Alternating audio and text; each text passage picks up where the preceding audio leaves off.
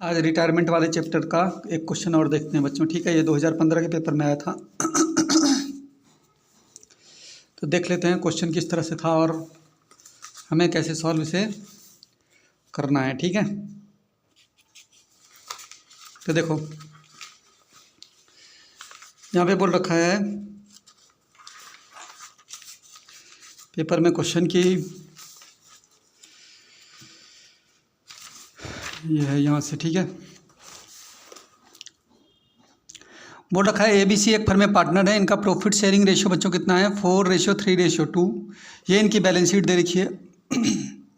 Balance sheet दे रखी है। उसके बाद बोला इस फर्म के पास एक जॉइंट लाइफ पॉलिसी थी। कितने की पॉलिसी थी? 40,000 रुपये की, जिसकी सरेंडर वैल्यू बच्चों कितनी है 13,500। सरेंडर वैल्यू का मतलब होता है कि पॉलिसी जब ख़त्म होने के बाद पैसा मिलता है हमको। तो कितने मिले हमें पॉलिसी से पैसे ख़त्म करके? पॉलिसी ख़त्म करने के बाद कितने पैसे मिले? 13,500 रुपये। ठीक है, उसका बोला है बी रिटायर। तो देखो रिटायर लिख दिया ना, रिटायर वाले चैप्टर का है। उसके बाद पहला पॉइंट क्या दे रखा है, उसने बोला लैंड एंड बिल्डिंग को 20% से अप्रिशिएटेड करना है। अप्रिशिएटेड मतलब होता है फ़ायदा हो गया, बिल्डिंग बढ़ गई हमारी, लैंड एंड बिल्डिंग 20% फ़ायदा हो गया। तो रिवैल्यूएशन अकाउंट में किधर आता है, कैसे बताया था? इधर आता है बाई में। ठीक है, तो लैंड एंड बिल्डिंग लिखोगे, बैलेंस शीट में लैंड एंड बिल्डिंग दे रखी है 1,00,000 रुपये की। कितने की दे रखी है? 1,00,000 रुपये की। तो कितना परसेंट बोल रहे हैं फ़ायदा हो गया? 20%। तो 1,00,000 रुपये का 20% निकालोगे 20,000 का फ़ायदा हो गया। ठीक है, देख रहे हो लैंड एंड बिल्डिंग 1,00,000 की दे रखी है, तो 1,00,000 का कितना परसेंट बोल रहे हो? फ़ायदा हो गया 20%। ठीक है, तो पहला पॉइंट ये बोल रखा है लैंड एंड बिल्डिंग 20% अप्रिशिएट हो गया, तो मैंने निकाल दिया। उसके बाद अगला देखो क्या लिखा हुआ है, गुडविल। गुडविल तो पार्टनर कैपिटल अकाउंट में आती है, इसे मत लिखना अभी, आगे चलो। Provision for doubtful dept 5%। Doubtful डेप्ट, डेप्ट मतलब क्या होता है? कर्जा हो गया, कर्जा ले लिया हमने, नुकसान में चले गए, हम घाटे में चले गए, तो किधर आएगा रिवैल्यूएशन अकाउंट में? PBD। प्रोविजन बैड डेप्ट किधर आता है? इधर आता है। ठीक है, ये में से डेप्टर का निकलता है, किसका? डेप्टर का। डेप्टर देखो कितना दे रखा है हमें 15,000। कितना परसेंट देना ले लिया कर्जा, लिया था हमने कर्जा 15%, 15,000 का 5%, तो ये मैंने निकाल दिया। ठीक है, 15,000 का 5%। PBD कितना निकल गया? प्रोविजन बैड डेप्ट 750। प्रोविजन वाला पॉइंट भी हो गया। उसके बाद बोल रखा है कि machinery return down 10% and stock 5%। Return down का मतलब होता है कम होना, कम हो गई। ठीक है, मशीन कम हो गई, मशीन की वैल्यू कम हो गई, कम हो गई, और स्टॉक की वैल्यू भी कम हो गई। ठीक है, मशीन 10% से कम हो गई, रिटर्न डाउन कम हो गई, और स्टॉक कितना परसेंट से? 5% से कम हो गई। तो दोनों ये कम हो गए ना, तो कम हो गए तो नुकसान हो गया, तो इधर आएगा। ठीक है, तो मशीन का निकालो पहले। यहाँ पे बच्चों बैलेंस शीट में मशीन कितनी दे रखी है? मशीन दे रखी है 50,000। तो 50,000 का कितना परसेंट? 50,000 का बोला है कि 50,000 का बोला है 10%। तो 50,000 का 10% निकाला मैंने, यहाँ लिख दिया। 50,000 का 10% कितना कम हुआ? 5,000 रुपये। और स्टॉक का 5%, स्टॉक कितना है बैलेंस शीट में? यहाँ देखो 30,000 रुपये। तो स्टॉक का निकालोगे 30,000 का कितना परसेंट? 5%। तो स्टॉक का 5% निकालोगे, 30,000 का 5% कितना होता है? 1,500 हो गया। ये वाला पॉइंट भी आ गया होगा समझ में। इसका बोला है provision of ₹1,500 for made in respect of legal charges. मैंने कहा था ऐसा कुछ भी चार्जेज वगैरह या आउटस्टैंडिंग एक्सपेंसेस ऐसा कुछ दे रखा हो अलग से तो नुकसान होता है। नुकसान होता है, मैं भरने पड़ते हैं पैसे, तो भरने पड़ेंगे पैसे, चार्जेज वगैरह लगा दिया उन्होंने। ठीक है, तो इस चीज़ को भी हम रिवैल्यूएशन अकाउंट में शो करते हैं, इधर की तरफ नुकसान वाली साइड शो करोगे ना। To provision for legal charges, legal charges, कोई सा भी चार्जेस दे रखा हो, आउटस्टैंडिंग एक्सपेंसेस दे रखा हो, कुछ भी दे रखा हो, नॉट रिकॉर्डेड कुछ भी दे रखा हो, ऐसी चीज़ें, तो नुकसान वाली साइड शो कर देना कि कितने का नुकसान, कितने पैसे भरने पड़ेंगे चार्जेज के। 1,500 रुपये का चार्जेस था, ये हमें भरने पड़ेंगे। ठीक है, 1,500 रुपये made for respect of legal charges, 1,500 रुपये ये चार्जेज के भरने पड़ेंगे, तो ये 1,500 रुपये ये चार्जेज के भर दो। ठीक है, नुकसान वाली साइड लिख दो उसको। और क्या है उसके बाद, ये लीगल चार्जेज वाला भी हो गया। अगला पॉइंट क्या रखा है, बी को पैसे देने हैं, कितने रुपए? 5,000 रुपये। क्या देने हैं? कैश देने हैं। और बाकी पैसा जो बच जाएगा उसको ट्रांसफ़र करना है उसके लोन अकाउंट में। ठीक है, तो ये तो पैसे देंगे हम पार्टनर कैपिटल अकाउंट में, अभी नहीं देंगे पैसे। ठीक है, पार्टनर कैपिटल अकाउंट में देंगे। क्या बोल रहे हैं, रिवैल्यूएशन अकाउंट बनाओ और कैपिटल अकाउंट और बैलेंस शीट बनाओ। ठीक है, ये रिवैल्यूएशन अकाउंट में यही सब चीज़ें थी, तो हमने रिवैल्यूएशन अकाउंट का आप टोटल करना है, यहाँ का टोटल करना है बच्चों। तो कितना हो जाएगा ये 20,000, यही 20,000 यहाँ पे लिखोगे। इस 20,000 में से क्या करना है हमें, ये और ये तीनों चीज़ें चारों चीज़ें प्लस करके क्या करना है, इसमें से माइनस कर देना है, तो प्रॉफिट आ जाएगा हमारा। ठीक है, 1500 1500 3000, 3 और 5 8000, 8750 हो रहे, चारों मिलाए कितने हो रहे, 8750। 8750 को इसमें से माइनस करो, तो 8750 को अगर 20000 से माइनस करोगे तो तुम्हारा प्रॉफिट कितना बचेगा भाई, 8750 इसमें से माइनस करोगे तो प्रॉफिट बचेगा 11250। और 11250 को ये तीनों बंदे रिटायर्ड वाले में कितने बंदे हैं, ए बी सी, क्या रेशियो है इनका, 4 3 2, इसमें बांट लेंगे। ठीक है, रेशियो दे रखा है इनका 4 3 2, तो बांटेंगे अगर तो ए को कितना मिलेगा प्रॉफिट में हिस्सा, 11250 का प्रॉफिट हुआ, इनटू करेंगे 4/9, क्योंकि इन तीनों का टोटल होता है 9। ठीक है, बी को कितना मिलेगा, 11250 इंटू 3/9, और सी को कितना मिलेगा, 11250 इंटू 2/9। ठीक है, अब काटो इससे, कितना हो जाएगा, इसको 9 से काटोगे इसको तो कितना आएगा, 9 1 जा 9, यहाँ करता हूँ 11250 डिवाइडेड 9, कितना जगह, 9 1 जा 9, कितना बच गया ये 2, 9 2 जा 18, 4 बच गया, 9 5 जा 45, 1250 आ रहा है, इसको डिवाइड करेंगे कितना आ रहा है, 1250। अब बच्चों 1250 की इंटू किससे करोगे, 4 से। ठीक है, 4 है ये, 1250 इसको डिवाइड किया तो आया 1250, 1250 की इंटू 4 से करोगे तो भाई इसका आ जाएगा 5000 रुपये। 1250 इसको 9 से डिवाइड किया, इसका 1250 आया, 1250 की इंटू 3 से करोगे तो आएगा 3750 रुपये। इसको भी 9 से पहले डिवाइड किया है, 1250, 1250 की इंटू 2 से करोगे तो आएगा 2500 रुपये। ठीक है, ये बांट दिया मैंने। इसके बाद बच्चों क्या बनता है, पार्टनर्स कैपिटल अकाउंट बनाना है। Partners capital account, partners capital account के लिए कॉलम कैसे बताया था, पर्टिकुलर ए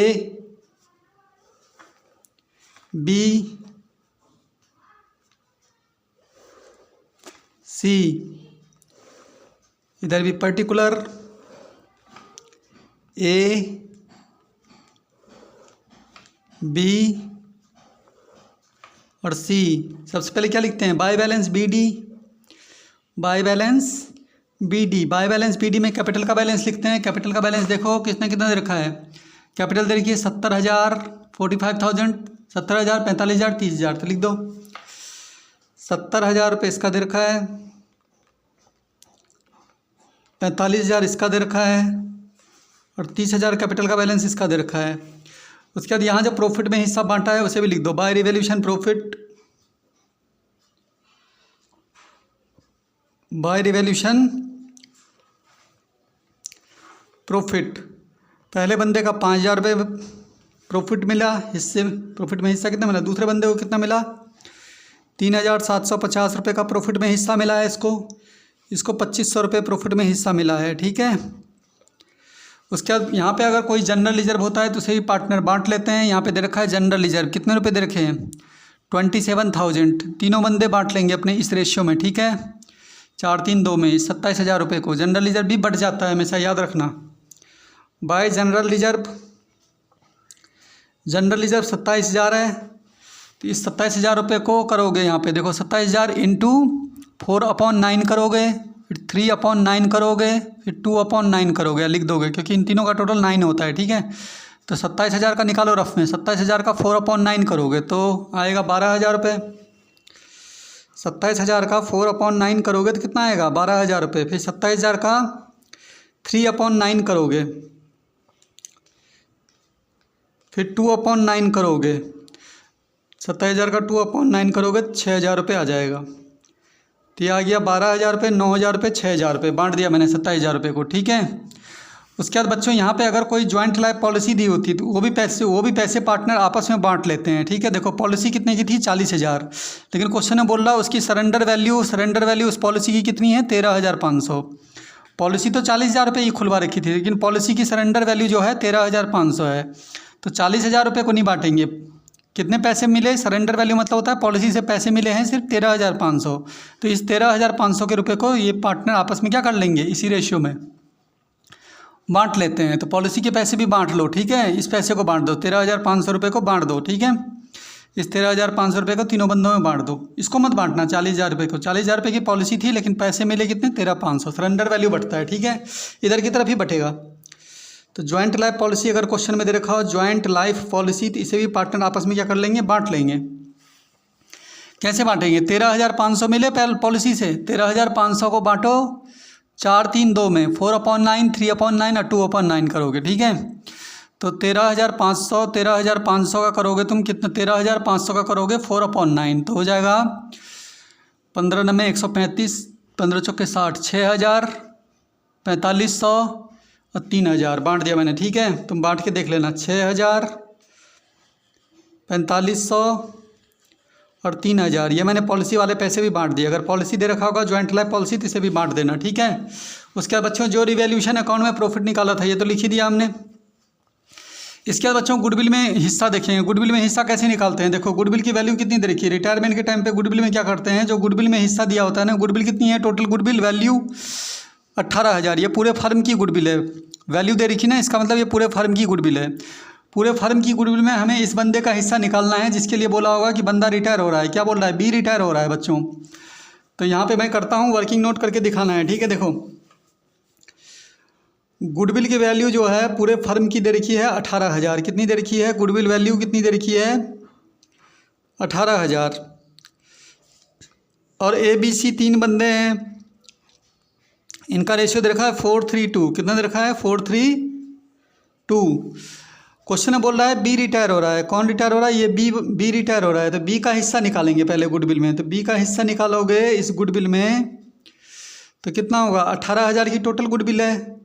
18,000 इंटू बी का हिस्सा कितना है 3 अपॉन इन तीनों का टोटल होता है 9, तो 3/9 करोगे तो 6,000 रुपये निकल के आ जाएगा। कितना आएगा 6,000 रुपये आ जाएगा। अब बी तो जा रहा है, बी तो रिटायर हो गया, तो बी का जो हिस्सा है गुडविल में वो पैसे मिलेंगे बी को। किससे मिलेंगे, एक तो ए से मिलेंगे और किससे मिलेंगे, सी से मिलेंगे, क्योंकि बी जा रहा है ना। तो बी का जो हिस्सा है कौन देगा, ए देगा और सी देगा। ए का रेशियो क्या है 4 और सी का रेशियो क्या है 2, अपने रेशियो में देंगे उसे, ठीक है। इसका मतलब 6,000 का 4/6, 6,000 का कितना करोगे 4/6, तो 4/6 मतलब 4,000 रुपये तो ये बंदा देगा, और 6,000 रुपये का करोगे 2/6, तो 2/6 मतलब 2,000 ये वाला बंदा देगा उसे, ठीक है।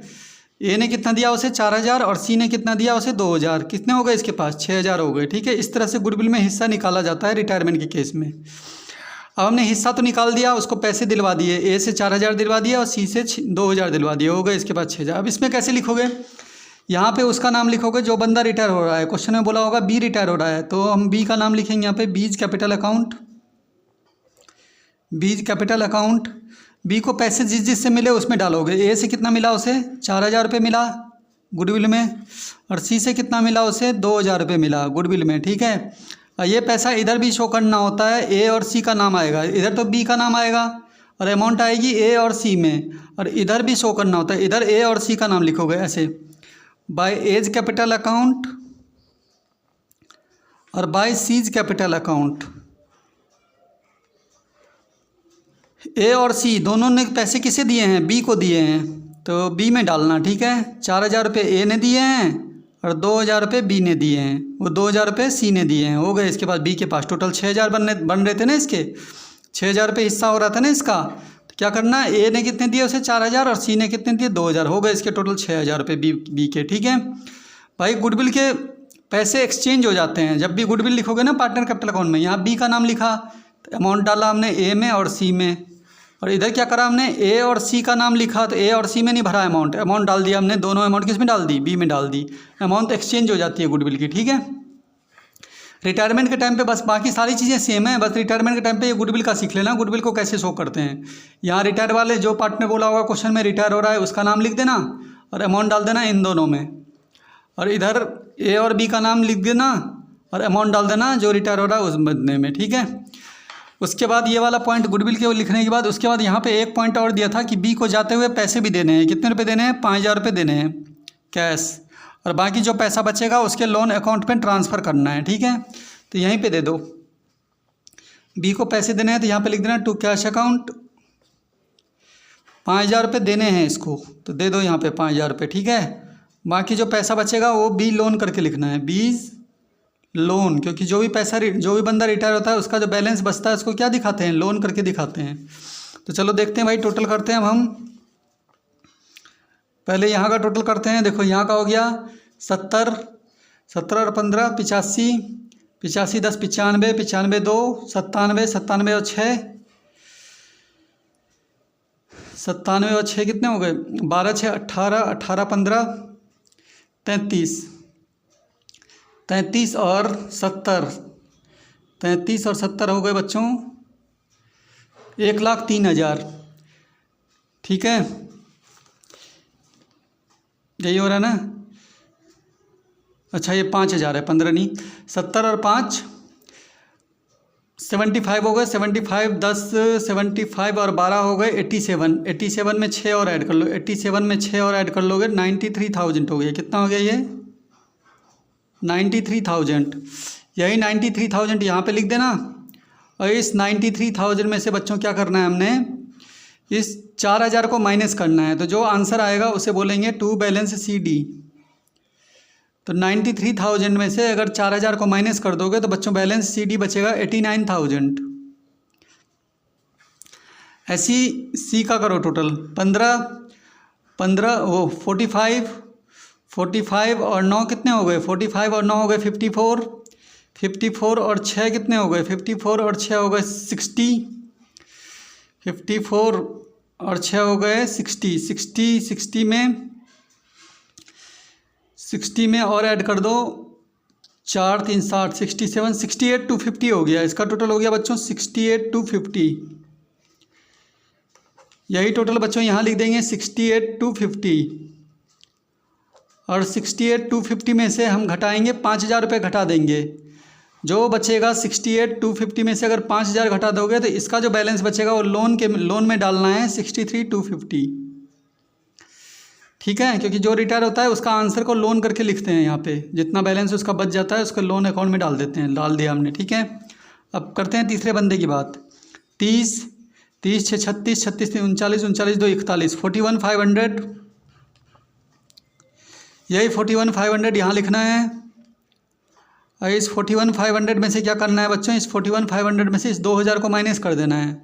तो 41,500 में से 2,000 को माइनस कर देना है तो 39,500 आ जाएगा बैलेंस सी डी इसका। ठीक है, बच्चे बोले थे इसका जो बैलेंस बचा है इसको क्यों नहीं लिखा यहाँ पे बैलेंस सी डी में, इसका लोन करके क्यों दिखाया। जो रिटायर होगा उसके बैलेंस को लोन करके दिखाना है, बाकी जो पार्टनर बचे रहेंगे उनको हम बैलेंस सी डी में दिखाएंगे। ठीक है, जो आंसर निकलेगा। समझ गए। लास्ट में हमें बैलेंस शीट बनानी है। बैलेंस शीट तुम जानते ही हो कैसे बनता है प्रॉपर। तो उसी तरह से हम बैलेंस शीट बनाएंगे। यहाँ पे लिखना बैलेंस शीट,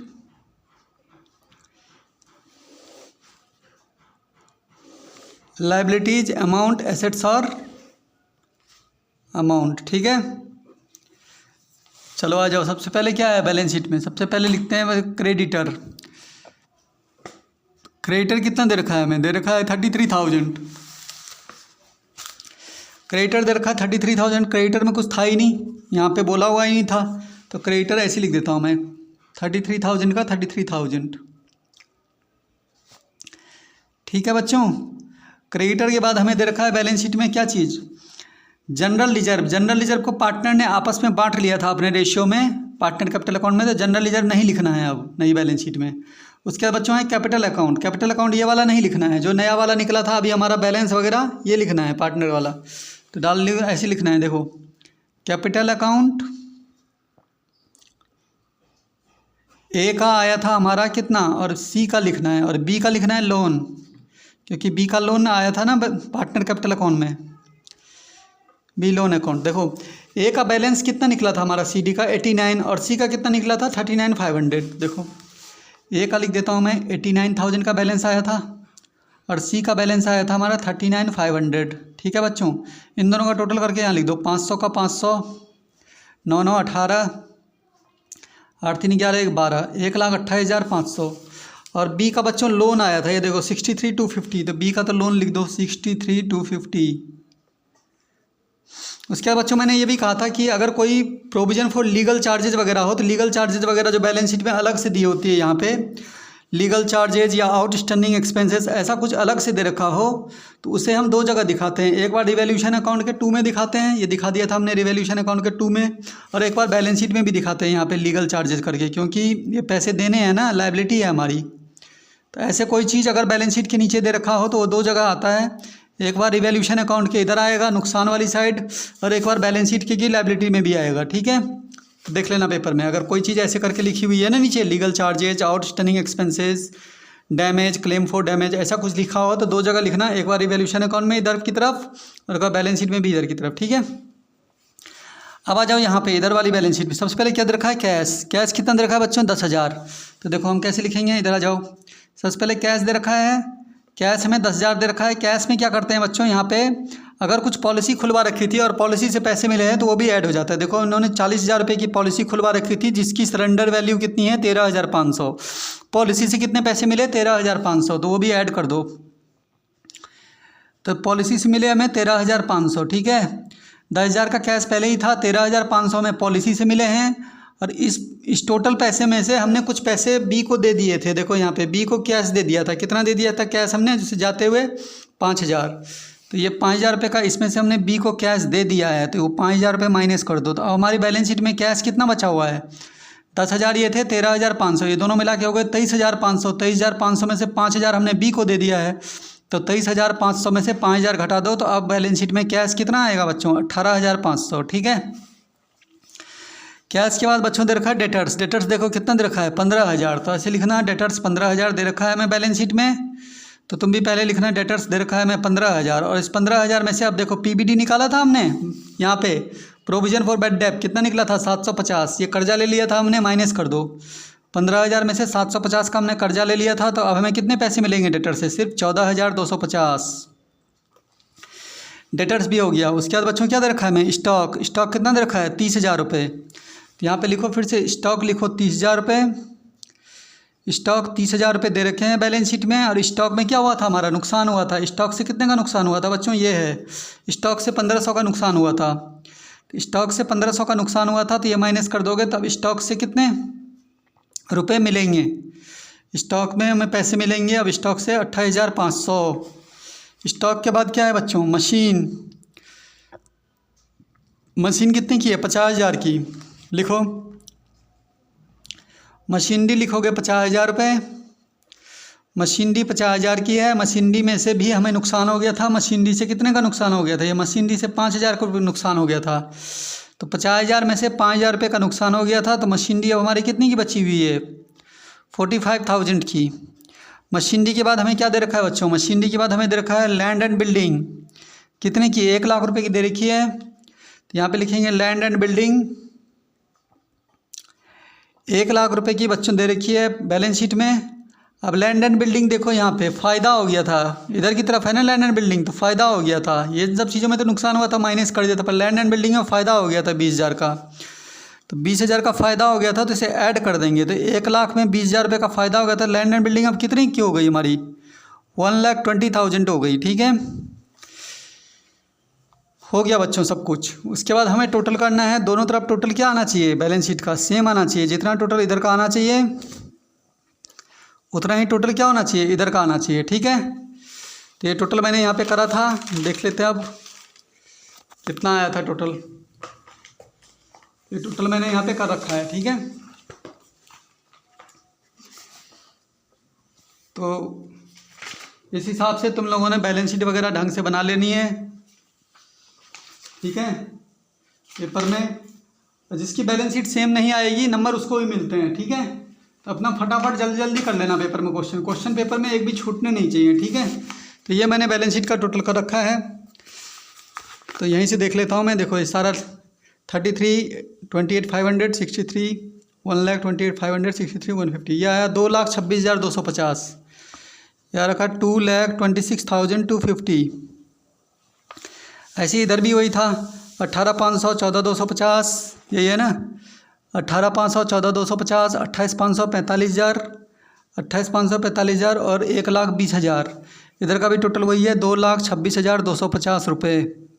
ठीक है बच्चों, ये 2,26,250 रुपये, ठीक है। ये 2015 के पेपर का था, ठीक है। एक लेटेस्ट पेपर का कर लेते हैं, जो रिटायरमेंट का क्वेश्चन आया था वो भी कर लेते हैं हम, ठीक है। 2025 में आया हुआ था जो लेटेस्ट, उसको देख लेते हैं हम, ठीक है, कि रिटायरमेंट का क्वेश्चन कैसा आया था 2025 के पेपर में। तो उसको भी एक बार कर लेते हैं हम। ये आ गया था, ठीक है। ये 2025 का पेपर है, रिटायरमेंट का क्वेश्चन आ गया था। देखो देख लेते हैं हम कैसे आया था, क्या क्या चीज़ें बोली थी उन्होंने। बोला था ललित मोहन नीतीश एक फर्म में पार्टनर है, ललित मोहन नरेश एक फर्म में पार्टनर है। इनका प्रॉफिट शेयरिंग रेशियो 5:3:2 है। 31 दिसंबर 2022 को इनकी बैलेंस शीट ये दे रखी है। उसके बाद बोल रखा है नरेश जो है वो रिटायर हो रहा है बच्चों, नरेश ने रिटायरमेंट ले लिया। उसके बाद क्वेश्चन में ये रखा है लैंड एंड बिल्डिंग की वैल्यू हो गई है 85,000 और इन्वेंट्री की वैल्यू हो गई है 18,000। क्रेडिटर को पे करने हैं 2,000 रुपये, लेस देन, क्रेडिटर को कम देने हैं पैसे, ठीक है। क्रेडिटर को 2,000 रुपये कम देने हैं। बताओ फ़ायदा हो गया नुकसान हो गया? लेस देन लिखा है, लेस देन मतलब कम पे करने हैं, तो फ़ायदा हो गया ना। हमें रिवैल्यूएशन अकाउंट में बाई में चला जाएगा, जो फ़ायदा हो जाता है वो इधर आता है, ठीक है। अगर ऐसा लिखा होता, बच्चे बोल रहे थे क्रेडिटर को 2,000 रुपये मोर देन लिखा होता, ज़्यादा देने हैं, तब किधर आता? तब रिवैल्यूएशन अकाउंट में इधर आ जाता है, क्योंकि रिवैल्यूएशन अकाउंट नुकसान इधर आता है, फ़ायदा इधर आता है। पैसे अगर ज़्यादा देने पड़ेंगे तो नुकसान हो गया, इधर लिख देना। और अगर लिखा हो कि पैसे कम देने हैं, कम पे करने हैं, तो इसका मतलब फ़ायदा हो गया, इधर लिख देना, ठीक है। देख लेना क्या बताया, ज़्यादा देने हैं नुकसान हो गया, इधर लिखना। लिखा होगा कम देने हैं, फ़ायदा हो गया, इधर लिख देना, ठीक है। फर्म की गुडविल इतनी है, तो बोल रहा pass the journal entries in the books of the company. इस बार हमें जर्नल एंट्री बना के बतानी है कि रिवैल्यूएशन अकाउंट के बाद जर्नल एंट्री किस तरह से बनेगी। तो देखो बच्चों, रिवैल्यूएशन अकाउंट अगर बनाना आता है तो जर्नल एंट्री बहुत आसान है, ठीक है। अभी बता देता हूँ, ध्यान से समझ लेना किस तरह से बनता है, ठीक है। जर्नल एंट्री बनाना बहुत आसान होता है अगर तुम्हें, तो पहले हम रिवैल्यूएशन अकाउंट तो बना ही लोगे। रिवैल्यूएशन अकाउंट देखो मैंने यहाँ बना रखा है। रिवैल्यूएशन अकाउंट सबसे पहले क्या है, पहली चीज़ लैंड एंड बिल्डिंग की वैल्यू कितनी हो गई है 85,000। तो पहले देखना होगा, क्योंकि बाई तो लिखा नहीं है तो हम डायरेक्ट लिख देंगे। तो जब भी वैल्यू दे रखी होगी, बाई नहीं लिखा है, तो पहले ऊपर देखना पड़ेगा कि वैल्यू बढ़ रही है या घट रही है। अगर बढ़ रही होगी तो फ़ायदा वाली साइड लिखेंगे, घट रही होगी तो नुकसान वाली साइड लिखेंगे। चेक करो पहले, लैंड एंड बिल्डिंग पहले बैलेंस शीट में थी 80,000, अब वैल्यू बोल रहे हैं 85,000, तो इसका मतलब फ़ायदा हो गया 5,000 रुपये का। तो रिवैल्यूएशन अकाउंट में 5,000 रुपये का फ़ायदा हो गया, तो इधर लिख देना लैंड एंड बिल्डिंग 85 हो गई, पहले 80 की थी, तो कितने का फ़ायदा हुआ 5,000 रुपये।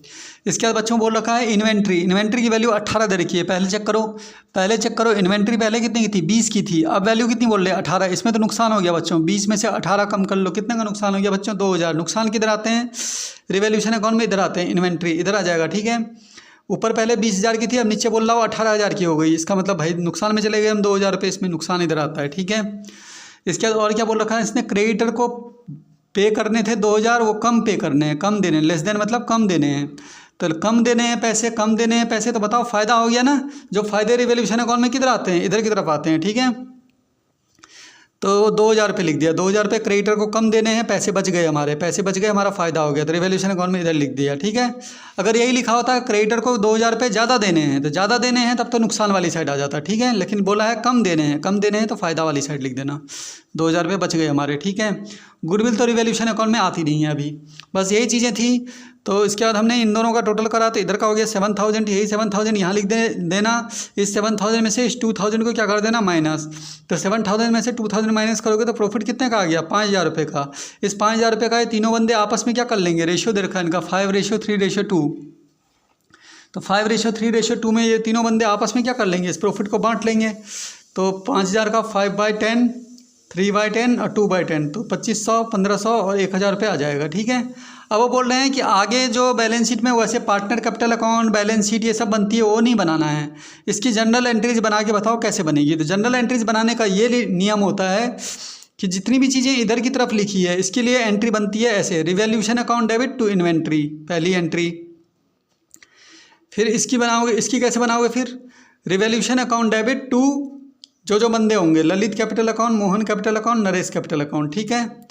इधर वाली चीज़ों के लिए रिवैल्यूएशन अकाउंट का नाम पहले लिखोगे और ये चीज़ें लिखोगे बाद में। और जब इधर वाली एंट्री बनाओगे तो इसका नाम पहले आएगा और रिवैल्यूएशन आएगा बाद में। जैसे देखो मैंने बना रखे हैं, सबसे पहली एंट्री में पहले जनरल एंट्री का तो कॉलम खींच देना, ठीक है। अच्छा गुडविल का कर लेते हैं जरा, एंट्री निकालने से पहले गुडविल का भी एंट्री बनानी है हमें। फर्म की गुडविल कितनी है 32,000 रुपये, और रेशो क्या दे रखा है बच्चों इनका 5:3:2। तो देखो गुडविल का कैसे करते हैं, गुडविल का रिटायरमेंट कैसे बताया था, ललित मोहन नरेश 3 पार्टनर है, 5:3:2 इनका रेशियो दे रखा है। Goodwill value of the firm, पूरे फर्म की गुडविल कितनी दे रखी है 32,000। तो हमें इसमें नरेश का हिस्सा निकालना है। क्वेश्चन में बोल रहा है नरेश रिटायर हो रहा है, क्या हो रहा है, नरेश रिटायर हो रहा है। देखो नरेश क्या हो रहा है, रिटायर हो रहा है। तो इस पूरे फर्म की गुडविल में हमें नरेश का हिस्सा निकालना है। तो नरेश का हिस्सा देखो यहाँ पे कितना दे रखा है 2/10। तो मैंने इस 32,000 का 2/10 किया, तो 2/10 करके कितना आया 6,400 आ गया। ये नरेश का हिस्सा है। नरेश तो ले रहा है रिटायरमेंट, तो नरेश को जो पैसे मिलने हैं गुडविल के वो किससे मिलने हैं, एक ललित से मिलना है, एक मोहन से मिलना है। ठीक है, ललित और मोहन से मिलना है। तो ललित और मोहन का रेशियो क्या बचा 5:3।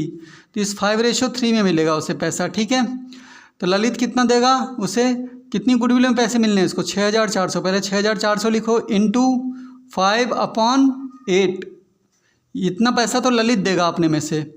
फिर इसका ये कितना देगा, इसका निकालो 6,400 उसे पैसे मिलने थे इंटू 3 इन दोनों का टोटल कितना है 8।